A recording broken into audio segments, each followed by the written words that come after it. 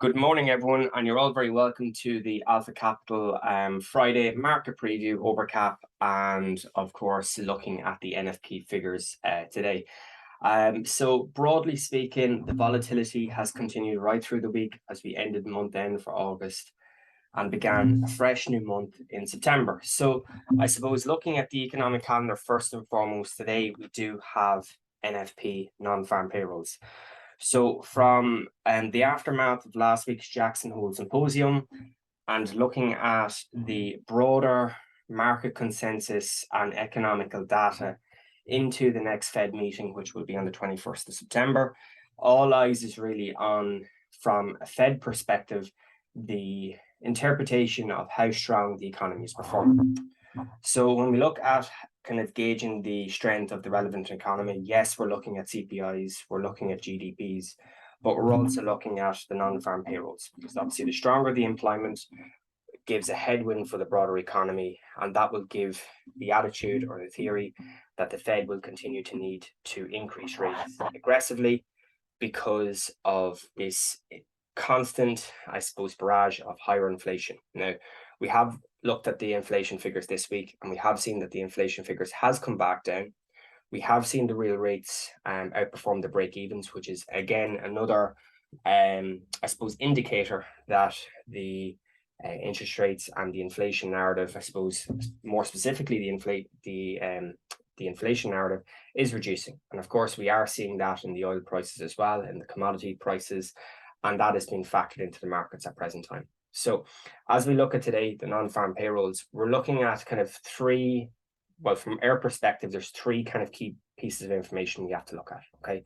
The first is the unemployment rate. So of course, the stronger the unemployment rate gives the headwind that we're at full employment within the US, of course, which is extremely positive for the broader economy as a whole.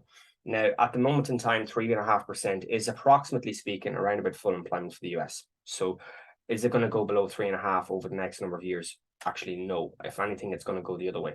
So Fed Chair Powell last week commented on the sense that the markets are very much kind of turning. We are in a growth recession, as he termed it, and the likelihood is that we will see the unemployment rate tick up. We will see job losses, and of course, we will see a tough kind of 6 to 12 months ahead minimum. Now, the second figure that we're also looking at the moment in time will be the non-farm payrolls, because the non-farm payrolls calculates the monthly performance of the US labor market in a broader consensus. Last month, they had 528,000 jobs, excuse me. This month, they are looking for 300,000. Now, broadly speaking, the 300,000 reduction is brought about by one, summer volume. So you tend to see a lot of people going away on holidays in July and August, August more specifically. And you tend to see the hiring reduce gradually. So in a lot of markets, the hiring doesn't really take place as, of course, people are away on holidays, etc., etc. So that's one determination factor as to why there is a consensus of 300,000 this month. Now, broadly speaking, of course, if we're coming in 350, 370, or even anywhere close to 300,000, I think the markets will take that as a positive, in the sense that they're still seeing regular job numbers being created. And I suppose from the Fed perspective, that's the most important element now, to see every month, can they still create positive jobs? Now, of course, when that number starts to dwindle and drop to zero and potentially go to negative, that's when the whole argument and the whole discussion completely changes. But at this moment in time, they are still creating regular jobs every month in the hundreds of thousands. So it's important to factor that into consideration that the US jobs market, labor market, broadly speaking, is doing very, very well. The final two pieces on a minor note will be the labor participation rate, which of course gives us the overall population of the US economy that's in employment. So of course, 62% of the economy, 62% of the population is approximately in employment. And of course, the last key piece of information, which will be the average hourly earnings. And the average hourly earnings is effectively wage inflation. So we've seen over the last year or so, the average hourly earnings continually ticking higher, companies continually having to pay staff more to keep them, particularly from a new hiring perspective. And of course, when you don't pay your staff, I suppose, a proportioned amount of income in respect to the work that they're doing, they'll obviously leave. And that's why we've seen a lot of I suppose, moving of employment in this jobs market as well. Okay, so that's pretty much kind of characterizing what we're kind of looking at today for the NFP.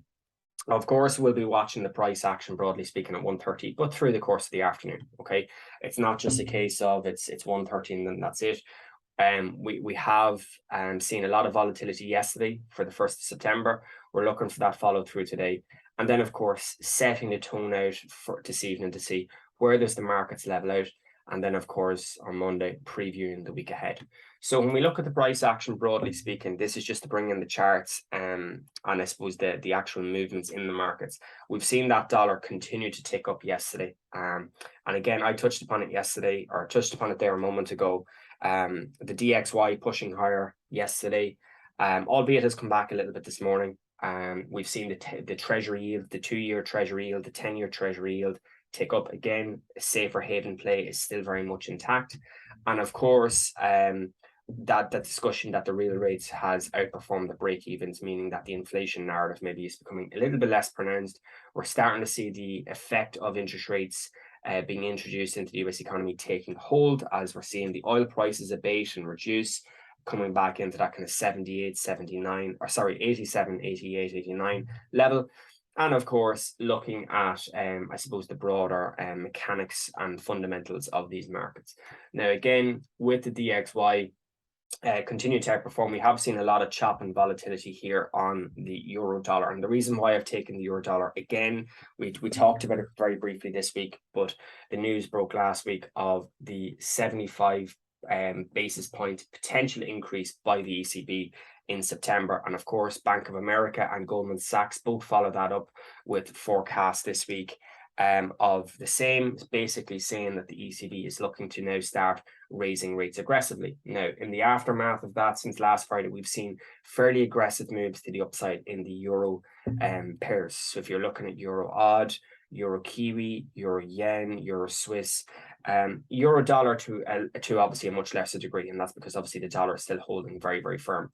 But a lot of those other euro pairs has progressed very, very rapidly to the upside, and some have moved kind of 400 or 500 points off the back of that fundamental shift in these markets. And it's important that, yes, when you're trading technicals, you're trading price action levels, you're trading probably trend lines or whatever other indicators that you're using. But it's important to be looking at the wider mechanics of these markets, because you don't want to be kind of buying on a support line and then something significant coming out in the fundamentals and being completely oblivious. I think if you can develop a theory where you can absolutely trade the price action that's in front of you, that's ultimately the end goal, but be kind of a little bit aware of the fundamental shifts in these markets, it will help you progress in the long run. And that's just a kind of a simple tip. Looking at the broader mechanics as well, as we know, euro is obviously doing very, very well this week, as too is the dollar. Now, I suppose looking at the kind of broader markets, gold now is becoming very, very interesting. It came into this level of interest that I was kind of looking at, and I kind of mentioned this week. Gold had obviously sold off initially in July. We got that relief rally back into this liquidity area on the order block smart money play into 1805, 1807, and we unwound all the way back into this region down here. Lo and behold, we rejected to the area overnight, and we are seeing a bit of aggressive buying off a slightly weaker dollar overnight. And of course, the indices, which we'll look at very soon, are catching a little bit of the bid as well. So it really just depends on how this gold narrative is kind of shifting up, because we have seen a very, very wide sell-off. We were at kind of this region here on Tuesday, where we had our weekly highs 1745. We've dropped as low as kind of 1690-ish. So that's a $50-$55 sell-off from Tuesday's highs into Friday morning. So fairly significant sell-off and continuation in that dollar weakness. Now, again, we have abated, we have come off this order block area here, and the markets have reacted accordingly. But of course, that can very easily change with NFP today. We could very easily see the markets move lower. So the fundamentals will be in tune today as well. But from initial offset, initial kind of realization, that 1690 target has been tested, has held, and is holding above just the 1700s. At the moment in time. Now, again, with the with obviously the indices doing quite well, with the dollar doing quite well, should I say, we've obviously seen that indices sell off across the board. So in the S&Ps, we've seen that gradual lower low, lower high, break of structure, price action continuing to the downside across the board. So it's not just in the S&Ps, it's not just in the US markets, it's across the board. So we have 6 indices here. We've got the S&Ps, we've got the NASDAQ. We're seeing a very, very similar move, sharp sell-off followed by a decent recovery last night. Dow Jones, again, sharp sell-off, bit of a recovery, but we are still creating this order flow of trending price action, lower lows, lower highs, successive breaks of structure, and price action grinding in the offsets is continuing to play out. Now, of course, with every new low, you do tend to, in traditional markets, get the pullbacks. You do tend to get retracements. That's the cyclical nature of the battle between the buyers and the sellers within the global financial markets, and that happens on a daily basis. So if you think that the markets are now starting to be buying, you're probably in some respects probably incorrect, because the likelihood is it's probably just going to be creating a relief rally, or what we call a dead cat bounce, or short-term retracement, and the markets will continue trending in the continued fashion. We saw it here. Every time we created a high, we got a bit of a pullback, and then until we got the end of the cycle trend movement and we got the reversal. Similarly, again, in the European markets, the Ftse has continued to sell off from that 7450, 7500 we talked about earlier in the week. We did come into this 72 level. Actually, in fact, we did break underneath it. So the Ftse at the minute is still unwinding this corrective move that we saw through July. We had this consolidation, and I just drew out this box just to kind of so people can visualize it. We did break the structure. We did flag back up to this level, rejected it very prominently, and since then it's been a fairly clean selling narrative since month end on Wednesday into the first of the month yesterday. And of course, we are seeing that little bit of a recovery today. So again, it'll just be a case of how far does this recovery extend to, and I think the logical scenario is these broader trends and these broader price action levels going to play out. So the likes of the 7,000 on the Ftse. On the Dow Jones, we've got an area of interest here between kind of 30,500-ish area, down as maybe as low as kind of 31,000. Now, of course, on the Dow Jones, we have rallied off that 31,200 level short-term bottom. We are flagging back up very, very nicely, albeit it'll be interesting to see how does the price action react in this region. So areas of interest that I was actually looking at myself yesterday was around this kind of 31,800, 32,000. On the NASDAQ, we had that very, very clear sell-off followed by recovery yesterday. And of course, we obviously took out that short-term high, but we are progressing now into this region here between 12,350, 12,400. And I think that's going to be a nearer term fulcrum point to see, can the price action create this order flow, order block scenario, come back in, liquidate the rest of the volume, and continue selling off. That would probably be the most interesting structure that I'm looking for personally. Whether it plays out or not, I'll be watching and assessing the price action at these levels of interest.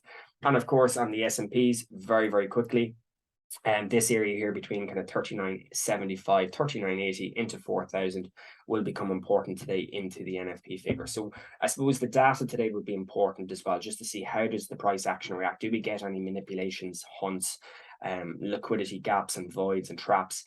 And then, of course, being able to assess the price action broadly once we've navigated around the volatility. And I suppose last but not least, again, in the European markets, we have seen, again, the DAX continue to slide this week. So this is where we gapped open at the beginning of the week. We did get that very, very prominent run up back into that 13,100, 150 level before we tailed off again. Now, we did make just about made new lows, but the price action now is reacting around this 12,850 level. And for me, I suppose that's where it's going to be interesting today to see how does the price action react around this level. Does this become a new lower high for a potential runoff again back into these cycle lows at 12.5, or do we start to see a little bit of a recovery? Okay, overall, broadly speaking, since the 17th of August, across the board, we are seeing that bearish trend. We are seeing that bearish order flow. We are creating those kind of short-term relief rallies followed by the next wave of selling, and of course, lower highs, lower lows. So the trending price action at this moment in time is still very, very clear indeed. And of course, last but not least, not to leave out our Euro stocks, we have seen the markets rally all the way back up into this kind of liquidity area up here. Very, very clean on the daily.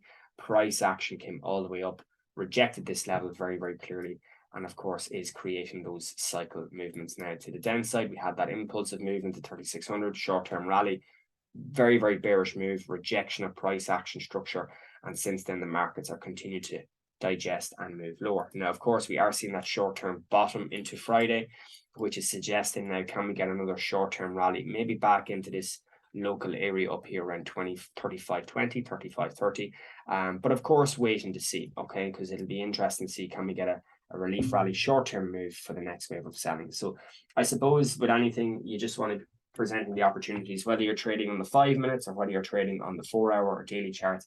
I suppose it's going to be solely specific to the plan and the strategy that you're looking to implement yourself. I suppose with any strategy, risk management will become the forefront, particularly during this volatile time in the markets. And making sure you've clarity, and being able to handle mindset and psychology, that if you've had a couple of losses, being able to steady the ship, and being able to remain consistent as best you can. Okay, so that's pretty much it, guys, for ladies and gents, for the market preview. We've setting a tone for the afternoon to kind of look at the NFP data, and of course then previewing the markets on Monday when we kind of establish how the weekly markets have closed. All right, everyone have a great weekend. We'll see you all on Monday, and trade safe today.